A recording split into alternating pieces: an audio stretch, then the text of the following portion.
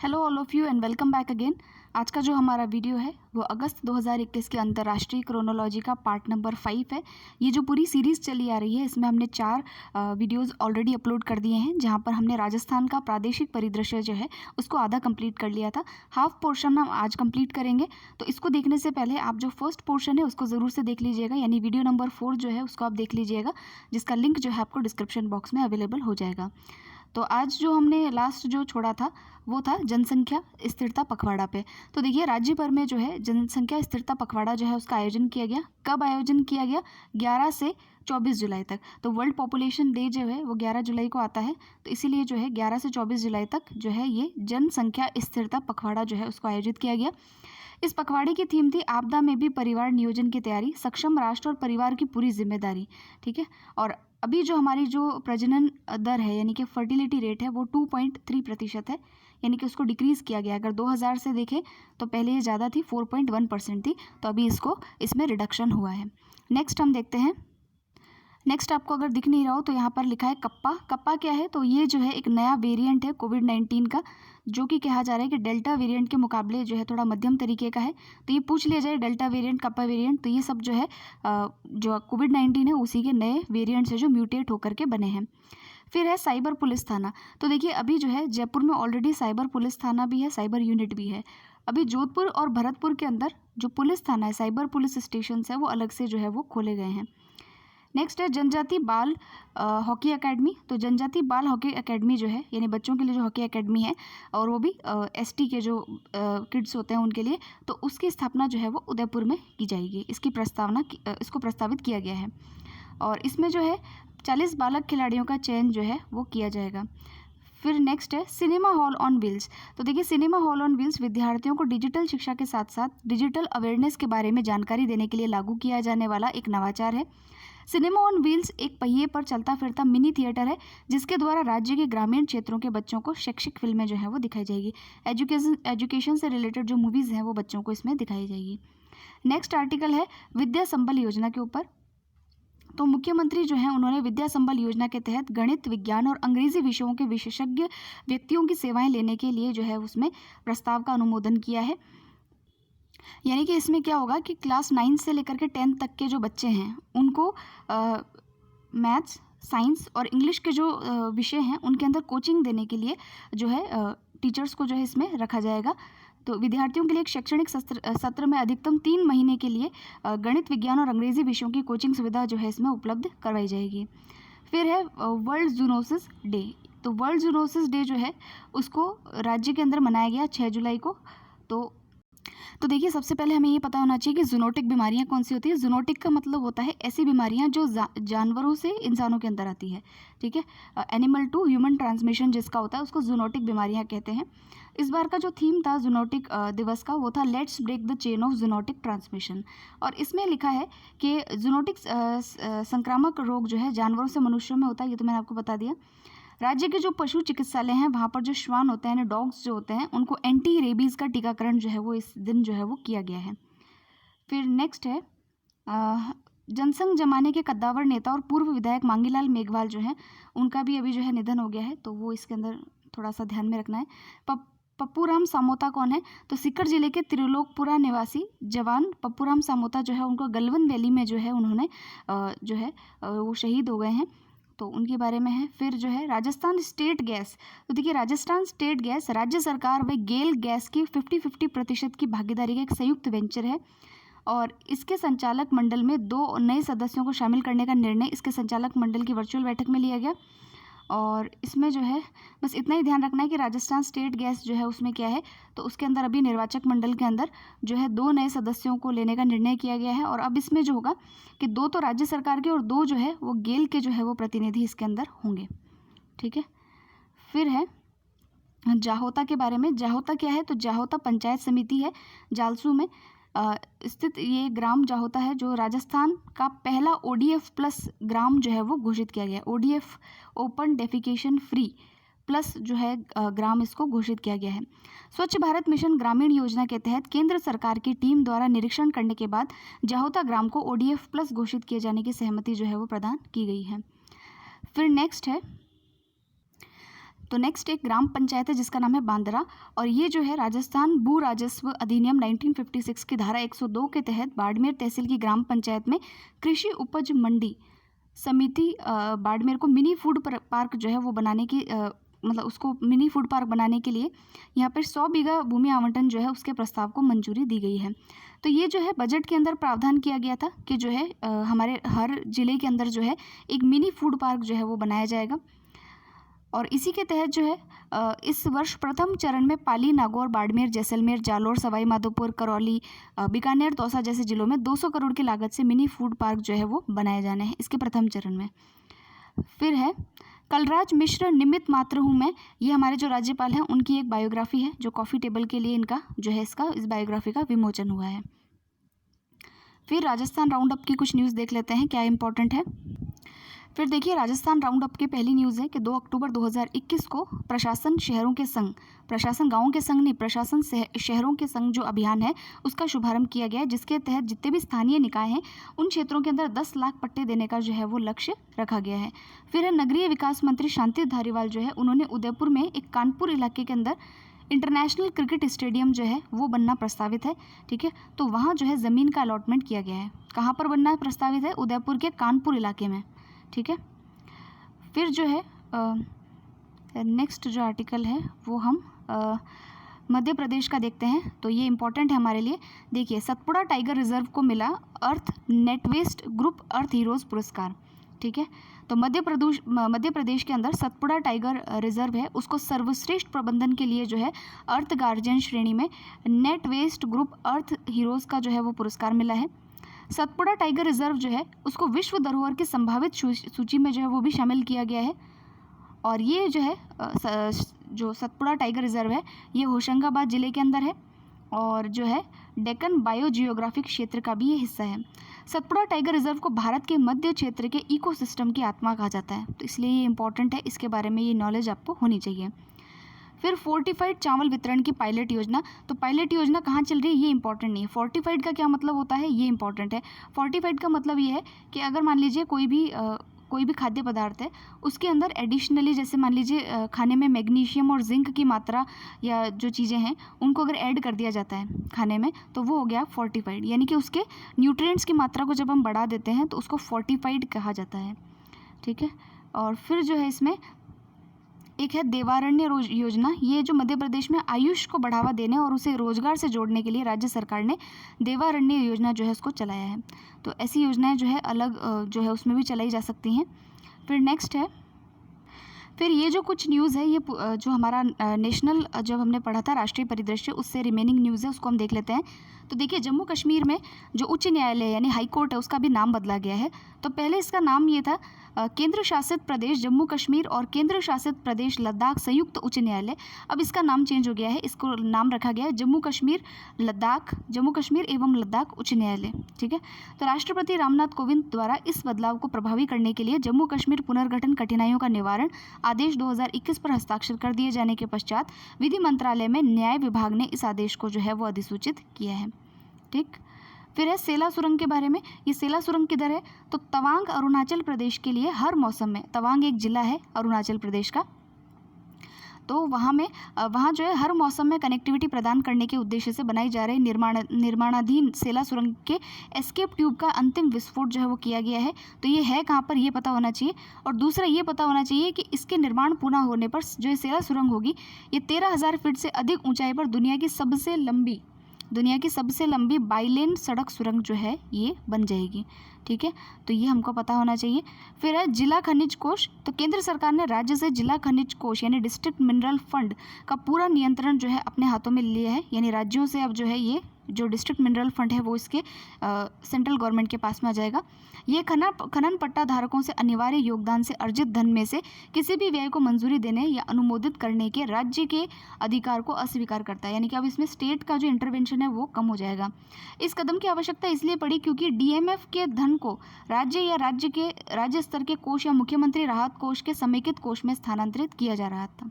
ठीक है, तो मुख्यमंत्री सहायता राहत कोष में स्थानांतरित करने के कारण जो है इसको केंद्र सरकार ने जो है अपने हाथों में इसको ले लिया था। फिर नेक्स्ट है जो असम मंत्रिमंडल है उसने जनजातियों और स्वदेशी समुदायों के विश्वास, संस्कृति और परंपराओं के संरक्षण और संवर्धन के लिए एक सेपरेट डिपार्टमेंट बनाया जिसका नाम है department of indigenous faith and culture. ठीक है, यानी स्थानीय आस्था और संस्कृति विभाग। जैसे कि जब भी हम देखते हैं तो जनजातीय जहाँ बात आती है तो जनजातीय कल्चर अलग होता है और उसमें भी जो अलग अलग कबीले होते हैं उनका कल्चर अलग अलग होता है। तो इसीलिए जो है एक सेपरेट डिपार्टमेंट ही बना दिया गया जो अलग अलग जनजाति के अलग अलग जो आस्था विश्वास है उनका संरक्षण करेगा। तो ये था हमारा राजस्थान का प्रादेशिक परिदृश्य है वो हम कंप्लीट कर चुके हैं। अब हम पढ़ेंगे पुरस्कार और सम्मान। तो देखिए इसमें जो फर्स्ट अवार्ड है इसको हम जो है स्टार्टिंग वाला जो वीडियो नंबर 1 था उसमें हम पूरा डिस्कस कर चुके हैं। मोहम्मद यूनुस को जो है ओलंपिक लॉरियल का पुरस्कार मिला है, इसको हम डिस्कस नहीं करेंगे, वापस जो है आप उसमें से पढ़ लीजिएगा। सेकंड जो है कौशिक बसु जो है उनको अर्थशास्त्र के लिए हम्बोल्ट रिसर्च अवार्ड 2021 दिया गया है। ठीक है, तो उनके रिसर्च किस में है, इकोनॉमिक्स के क्षेत्र में है और ये भारत के अर्थशास्त्री हैं। इससे पहले इनको जो है यहाँ में पद्म भूषण जो अवार्ड है वो भी दिया जा चुका है। ठीक है, और अभी जो है ये जो है 2009 से 2012 तक जो है भारत सरकार के मुख्य आर्थिक सलाहकार, चीफ इकोनॉमिक एडवाइज़र के रूप में भी कार्य कर चुके हैं। तो ये भी काफ़ी इंपॉर्टेंट बात है इनके लिए। तो अभी इनको ये अवार्ड मिला है और ये जो अवार्ड है जर्मनी में जो लॉ स्कूल है उसके द्वारा जो है दिया जाता था और इसमें जो है बेसिकली जो रिसर्च के अंदर अच्छा काम करते हैं उनको जो है ये अवार्ड दिया जाता है। नेक्स्ट है राष्ट्रीय आईसीटी पुरस्कार वर्ष 2018 एवं 2019। तो देखिए शिक्षा मंत्रालय के अंतर्गत कार्यरत केंद्रीय शैक्षिक प्रौद्योगिकी संस्थान द्वारा राष्ट्रीय आईसीटी पुरस्कार जो हैं 2018-19 के लिए उनके लिए एक सूची जारी की गई है। तो इसमें देखिए गणेश एस को तमिलनाडु से, फिरोज़ खान उत्तर प्रदेश से, संगीत पंचाल दिल्ली से, इनको प्रमुख राष्ट्रीय आईसीटी जो है पुरस्कार जो है वो दिए गए थे 2018 में। और 2019 के लिए तमिलनाडु, झारखंड और अंडमान निकोबार से सेंथिल सेल्वन, श्वेता शर्मा और अदल अरासन को जो है ये पुरस्कार दिए गए हैं। हालांकि इसके ऊपर जो है आपके कोई क्वेश्चन नहीं आएगा और इससे ऊपर वाला जो ये है इसके ऊपर भी कोई क्वेश्चन जो है वो संभावना नहीं है आने की, लेकिन जस्ट एक बार ग्लैंस ओवर करने के लिए क्योंकि दे रखा है इसमें। फिर नेक्स्ट है Syed Usman Azhar Maqsoosi Commonwealth point of light award से सम्मानित। तो हैदराबाद के हंगर एक्टिविस्ट हैं सैयद उस्मान अजहर मखसूसी को Commonwealth point of light award जो है उससे नवाजा गया है। Commonwealth point of light award, उन्हें यह सम्मान उनके हंगर हैज़ नो रिलीजन पहल के लिए जो है वो दिया गया है। ठीक है, इस अभियान के तहत वह एक दिन में सभी अलग अलग धर्मों के 1500 से अधिक लोगों को भोजन करा रहे हैं। यूके का प्रमुख पुरस्कार उन उत्कृष्ट व्यक्तियों को प्रदान किया जाता है जो अपने समुदाय में जो है वो बदलाव लाते हैं। तो ये यूनाइटेड स्टेट्स में जो है उनको ये अवार्ड जो है वो दिया गया है। फिर नेक्स्ट है अलेक्जेंडर डेलरिम्पल पुरस्कार 2019। तो भारत सरकार के मुख्य जल सर्वेक्षक, चीफ हाइड्रोग्राफर, वाइस एडमिरल विनय बधवार को जो है नई दिल्ली में ब्रिटिश उच्चायुक्त एलिस से अलेक्जेंडर डेलरिम्पल पुरस्कार जो है वो दिया गया। तो ये इंपॉर्टेंट हो जाता है कि ये पुरस्कार जो है यूनाइटेड स्टेट्स के द्वारा जो है भारत के जो चीफ हाइड्रोग्राफर है उनको दिया गया है जिनका नाम है विनय बधवार। ठीक है, ये भी हमने ऐसे पढ़ लिया था। तो वाइस एडमिरल विनय बधवार को इस प्रतिष्ठित पुरस्कार से जो है 2020 में सम्मानित किया गया था। मौजूदा कोविड-19 महामारी के कारण पुरस्कार जो है आयोजित नहीं किया जा सका था और उसके बाद में इनको जो है ये दिया गया। इन्होंने न केवल भारत सरकार के मुख्य जल सर्वेक्षक के रूप में बल्कि पूरे हिंद महासागर क्षेत्र में हाइड्रोग्राफी और समुद्र मानचित्रकारी यानी कार्टोग्राफी के विषयों में उनके अद्वितीय समर्पण, व्यावसायिक कुशलता और नेतृत्व को मान्यता प्रदान करने के लिए जो है अलेक्जेंडर डेलरिम्पल पुरस्कार से इनको सम्मानित किया गया है। यह पुरस्कार जो है ब्रिटिश एडमिरल्टी के पहले जो हाइड्रोग्राफर थे जिनका नाम था अलेक्जेंडर डेलरिम्पल, उनके नाम पर इसे रखा गया और 2006 से जो है ये अवार्ड स्थापित किया गया है। नेक्स्ट देखते हैं यूएनडीपी इक्वेटर प्राइज 2021। अब ये क्या है? इक्वेटर का मतलब जो इसको 0 डिग्री जो लाइन जाती है भूमध्य रेखा उसको इक्वेटर कहते हैं। तो संयुक्त राष्ट्र विकास कोष द्वारा संरक्षण एवं जैव विविधता के क्षेत्र में उनके द्वारा किए गए कार्य के लिए 2 भारतीय इकाइयों तमिलनाडु स्थित अधिमलाई क्या नाम है पंजगुंडियार जो है गुंडीयिन्नर प्रोड्यूसर कंपनी लिमिटेड जो भी है आप पढ़ लेना इसको, और कर्नाटक स्थित जो है स्नेह कुंजा ट्रस्ट जो है इनको प्रतिष्ठित इक्वेटर प्राइज जो है उसके लिए चुना गया है।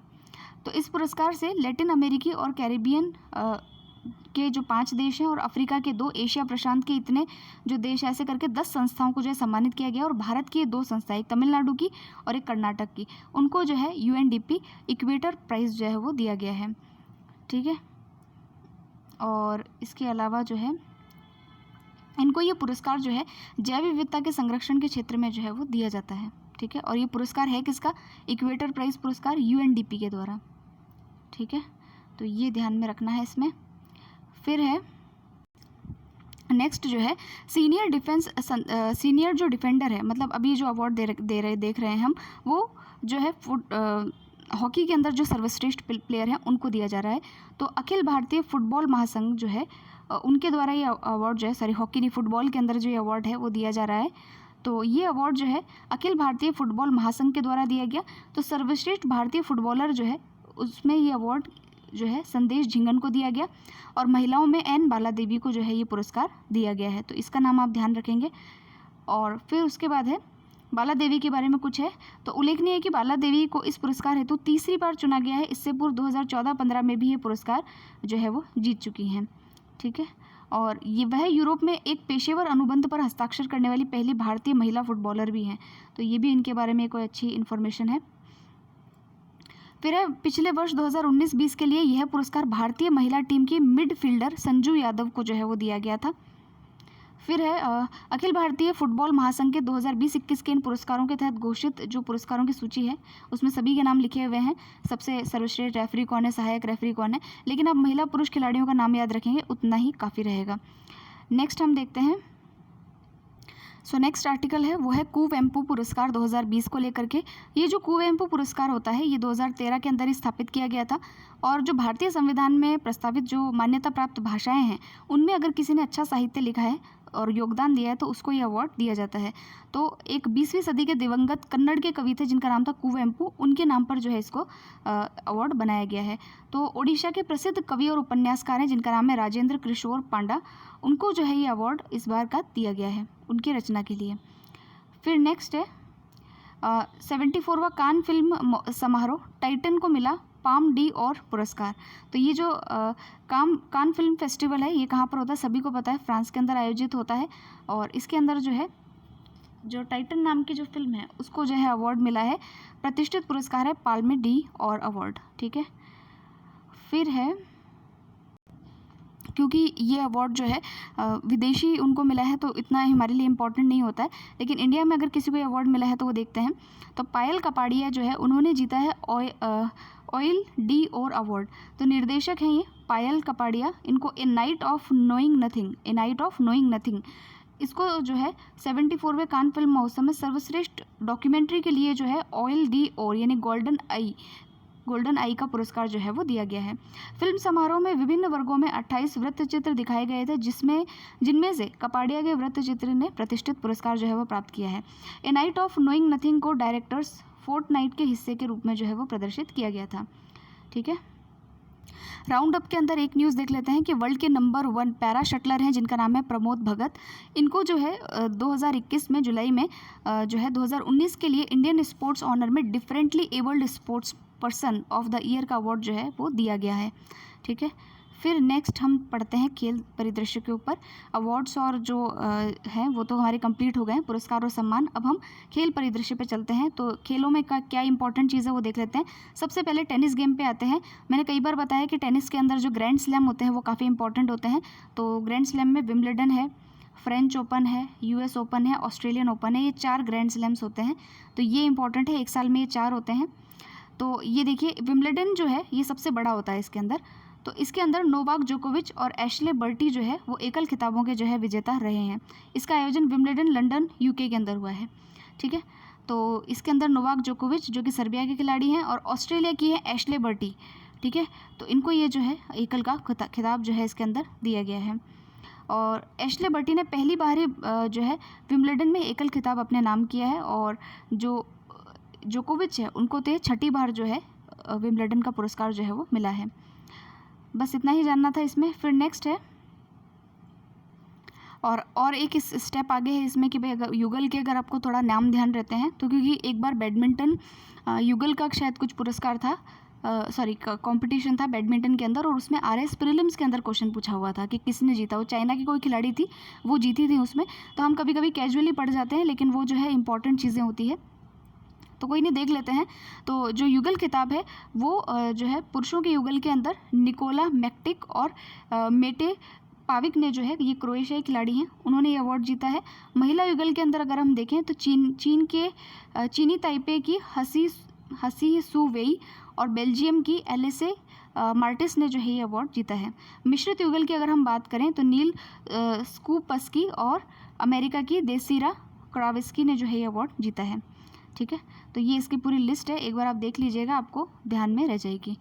फिर नेक्स्ट है समीर बनर्जी ने जीता विंबलडन जूनियर का खिताब। तो भारतीय मूल के अमेरिकी टेनिस खिलाड़ी है समीर बनर्जी, उन्होंने विंबलडन टेनिस में लड़कों का एकल खिताब जीतकर इतिहास रचा है। तो इनका नाम हमें ध्यान रखना है। समीर ये खिताब जीतने वाले पहले भारतीय अमेरिकी खिलाड़ी हैं। ठीक है, स्पोर्ट्स वाला हमारे सिलेबस का पार्ट है, इसलिए हमको इसको भी ध्यान में रखना है। फिर है ग्रैंड स्लैम जीतने वाले जो भारतीय खिलाड़ी हैं उनके बारे में जो है कुछ इन्फॉर्मेशन दी हुई है, तो इसको आप नोट डाउन कर लीजिएगा। यूकी भांबरी जो है 2009 में जूनियर ऑस्ट्रेलियाई ओपन का एकल खिताब जीतने वाले पहले भारतीय तथा ग्रैंड स्लैम चैंपियनशिप में जूनियर एकल जीतने वाले चौथे भारतीय थे। ये जूनियर एकल ग्रैंड स्लैम जीतने वाले अंतिम भारतीय भी रहे हैं। सुमित नांगल हरियाणा के निवासी हैं और 2015 में वियतनाम के ली होआंग के साथ विंबलडन बॉयज़ डबल्स इन्होंने जीता था। रामनाथन कृष्णन जो है ये जूनियर विंबलडन चैंपियनशिप जीतने वाले पहले भारतीय थे। रमेश कृष्णन जो है रामनाथन के बेटे रमेश कृष्णन ने वर्ष 1970 जूनियर विंबलडन और जूनियर फ्रेंच ओपन खिताब जो है वो जीता था। लिएंडर पेस की अगर बात करें तो ये जो है दिग्गज खिलाड़ी हैं जिनका नाम तो सभी लोग जानते हैं, और 1990 में जूनियर विंबलडन और जूनियर US ओपन का खिताब इन्होंने जीता है।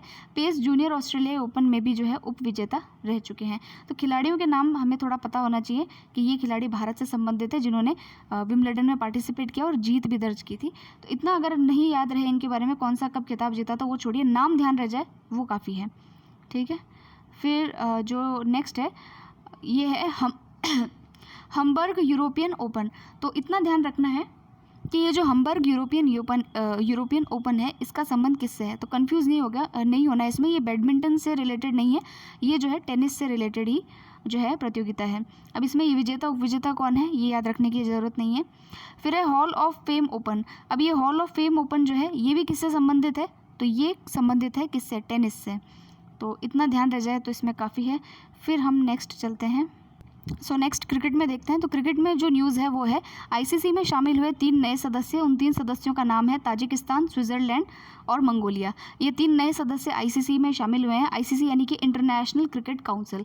अब इसके सदस्यों की संख्या हो गई है 106। तो यही इसमें न्यूज़ थी। सेकेंड न्यूज़ है क्रिस गेल जो हैं वो T20 में 14,000 रन बनाने वाले विश्व के पहले खिलाड़ी बन गए हैं, और ये वेस्ट इंडीज़ के खिलाड़ी हैं। ठीक है, और ये उपलब्धि उन्होंने ऑस्ट्रेलिया के खिलाफ जो है वो हासिल की है। फिर नेक्स्ट जो आर्टिकल है फुटबॉल की अगर बात करें तो फुटबॉल में एक टूर्नामेंट है जिसका नाम है कोपा अमेरिका। ये प्रतियोगिता है और इसमें जो है ये ब्राज़ील के अंदर अभी हुई थी, और इसके अंदर जो है फुटबॉल से रिलेटेड है, ये हमको देखना है। इसमें best player of the award Lionel Messi को मिला है। तो ये थोड़ा सा हमें पता होना चाहिए कि अवार्ड जो है प्रतियोगिता जो है वो किससे रिलेटेड है। तो कोपा अमेरिका जो ये प्रतियोगिता है वो फुटबॉल से रिलेटेड है, ये ध्यान में होना चाहिए। फिर थोड़ा रेसलिंग पे आते हैं। तो देखिए रेसलिंग के अंदर कैडेट वर्ल्ड चैंपियनशिप 2021 आयोजित की गई थी, और ये इसका आयोजन स्थल है हंगरी के अंदर। और कुश्ती प्रतियोगिता थी कैडेट वर्ल्ड चैंपियनशिप, ये 2021 में हंगरी के अंदर आयोजित की गई, और भारत ने इसमें 5 स्वर्ण पदक जो है वो जीते हैं, और इसके तहत जो है 13 पदक जो है इसके अंदर जो है इस सूची के अंदर अपना नाम लिखवाया है, मतलब 13 पदकों के साथ इसमें रहे हैं। और इसके अलावा इसके खिलाड़ियों का तो इतना नाम याद रखने की ज़रूरत नहीं, क्योंकि इतने नाम याद तो होंगे भी नहीं। फिर कैडेट वर्ग क्या है, तो देखिए कैडेट में 15 से 17 वर्ष के खिलाड़ी भाग ले सकते हैं। कुश्ती में वर्ल्ड कैडेट चैंपियनशिप में 10-10 वेट कैटेगरी जो होती हैं वो शामिल होती हैं। फिर चेस के ऊपर आते हैं। तो चेस के ऊपर एक प्रतियोगिता है, नाम है gold money Asian rapid 2021। Tournament कहाँ हुआ, किसने जीता ये इंपॉर्टेंट नहीं है, लेकिन ये पता होना चाहिए कि गोल्ड मनी एशियन रैपिड जो अभी हुआ है ये चेस से रिलेटेड है। फिर सेकंड प्रतियोगिता है, उसमें स्पार्क्स पर्सन ट्रॉफी जो है वो अभी हमारे भारत के जो ग्रैंड मास्टर हैं जिनका नाम है विश्वनाथन आनंद, उनको जो है ये मिली है। और उन्होंने जो है इस 40 चाल जो होती है उसके अंदर नो कैसलिंग चेस वाली जो स्पर्धा है उसको ड्रॉ करवा करके ये अवार्ड जो है उन्होंने जीता है। तो एक वर्ड पूछा जा सकता है आपसे कि नो कैसलिंग जो है ये किससे संबंधित है। तो नो कैसलिंग जो है ये आपके चेस से संबंधित एक टर्म है, ठीक है। फिर जो है ये देखिए यहाँ पर लिख भी रखा है कि कैसलिंग शतरंज में एक विशेष चाल होती है जिसमें राजा को बचाया जाता है और हाथी को मुकाबले के लिए आगे किया जाता है। यह एकमात्र समय होता है जब खिलाड़ी एक चाल में 2 मोहरों को हिला सकता है, ठीक है। तो ये जो है, फिर नेक्स्ट देखते हैं। नेक्स्ट न्यूज़ है अभिमन्यु मिश्रा से रिलेटेड। अभिमन्यु मिश्रा जो है सबसे कम उम्र के ग्रैंड मास्टर बने हैं। ये भारतीय मूल के हैं और अमेरिका के हैं और सबसे कम उम्र में जो है शतरंज के ग्रैंड मास्टर जो है ये बने हैं। तो इनका नाम आप जो है थोड़ा सा ध्यान में रखिएगा। 15 वर्ष के ये हैं और इससे पूर्व अभिमन्यु मिश्रा ने भारत के आर प्रज्ञानंद के सबसे कम उम्र के अंतर्राष्ट्रीय मास्टर बनने का रिकॉर्ड जो है वो तोड़ दिया है, ठीक है। फिर नेक्स्ट न्यूज़ देखते हैं बैडमिंटन से रिलेटेड। तो बैडमिंटन के अंदर जो बैडमिंटन वर्ल्ड फेडरेशन है उसके द्वारा जो है विश्व चैम्पियनशिप, जो बैडमिंटन विश्व चैम्पियनशिप है उसका आयोजन जो है इस बार जो है वो भारत में 2021 का जो आयोजन है वो भारत में किया जाएगा। थोड़ा सा ये हमको ध्यान में होना है। फिर उसके बाद में कुछ चर्चित खिलाड़ी हैं उनके बारे में देख लेते हैं। तो अभी एक चर्चित प्लेयर है फुटबॉल के जिनका नाम है अर्जेन रॉबिन। ये पेशेवर जो है फुटबॉल खिलाड़ी हैं और उन्होंने अभी संन्यास ले लिया है और नीदरलैंड से इनका संबंध है। फिर सेकंड खिलाड़ी है जिनका नाम है रूबीना फ्रांसिस। ये मध्य प्रदेश की निशानेबाज रूबीना फ्रांसिस हैं और इन्होंने पेरू में पैरा स्पोर्ट्स कप में विश्व रिकॉर्ड बनाते हुए महिलाओं के लिए 10 metre air pistol para event में जो है स्वर्ण पदक जो है वो जीता था, ठीक है। और इसके साथ ही इनको टोक्यो ओलंपिक में जाने का मौका भी जो है इसमें मिला है। फिर है सुमित मलिक। ये भारतीय पहलवान है और खेल की विश्व शासी निकाय यूनाइटेड वर्ल्ड रेसलिंग ने 2 वर्ष के लिए इनको प्रतिबंधित जुलाई 2021 के पूर्वार्ध में जो है इनको कर दिया था। डोप टेस्ट में नाकाम रहे थे, इसलिए जो है इनको जो है प्रतिबंधित खिलाड़ियों की सूची में रखा गया है। सो आज के लिए सिर्फ इतना ही। मिलते हैं नेक्स्ट वीडियो में जिसमें हम जो है लगभग इस मैगज़ीन को कवर कर चुके होंगे। आप पढ़ते रहिएगा। आज लगभग सभी जो मैगज़ीन जितने भी वीडियोज़ हैं सभी वीडियोज़ आज ही मैं अपलोड कर दूँगी ताकि जो है मैगज़ीन आज कंप्लीट हो जाए। उसके बाद में नेक्स्ट कुछ देखते हैं कि क्या पढ़ना है हमको। तो आप चैनल के साथ बने रहिएगा और सारे वीडियोज़ को पूरा देखिएगा ताकि आपकी मैगज़ीन जो है वो पूरी कवर हो जाए, अच्छे से आप एक एक चीज़ को समझ पाएँ। और अगर आपके कोई क्वेश्चंस हो तो आप कमेंट सेक्शन में ज़रूर से लिखिएगा। Thanks a lot. Thank you for watching.